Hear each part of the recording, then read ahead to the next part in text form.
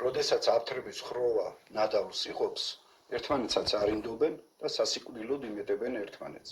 სწორედ ესეთ დაპირისპირებასთან გვაქვს ადგილი, რომელიც გაჩაღებულია კრიმინალ ოლიგარქის კარზე, ერთი კორუმპირებული მაფიოზური კლანი უპირისპირდება მეორეს, რათა მეტი ნადავლი შეხვდეს. ჩვენ დასაუბედუროთ, ეს ნადავლი არის საქართველო, ხოლო ავთრების ხროვა, რომელიც იყოფს ამ ნადავლს და უპირისპირდება ერთმანეთს, ეს ქოც ხროვა, რომელიც მუნჯდარია დღეს ჩვენს ქვეყანას და არინდობს არც ხალხს, არც სამშობლოს და ფულის გამო ანადგურებს მას. ფულს აკეთებენ ისინი ბავშვთაყვებაში, მშენებლობებში, ტენდერებში, აქ არაბების, თურქების, ირანელების, რუსების, პაკისტანელების, ინდოელების შემოყვანაში და რაც მთავარია, ისინი ამითი ასრულებენ მტრის დავალებას, რათა შიგნიდან ჩამოიშალოს ჩვენი სახელმწიფოებრიობა, რათა მისი პოლიტიკური ოკუპაცია იყოს უპრობლემო.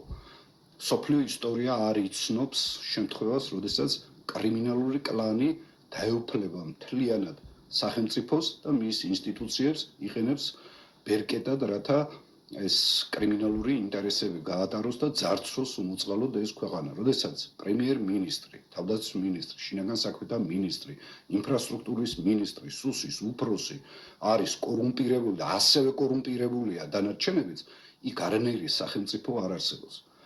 ქოც ხროვაზე დიდი მტერი ამ ქვეყანას არ ყოლია, არც მომხდური, არც მოგთამვითა თუ ხვლით თუ იარაღით წამოსული მტერი.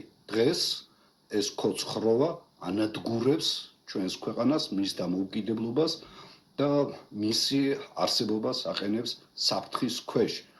მე დარწმუნებული ვარ, ქართულ ხალხს აღმოჩნდება იმის შინაგანი ძალა, ეროვნული ძალა, რომ ეს დაასრულოს ამ მაფიოზური მტერთან შეკრული კრიმინალური სინდიკატის ბოგინი ქვეყანაში და შემდეგ ციხეში არჩიონ მათ, ვინ რამდენი მოიპარა, ვინ ვის დაუდო კვანტი, მოსდო ყისტი და ასე და ასე შემდეგ.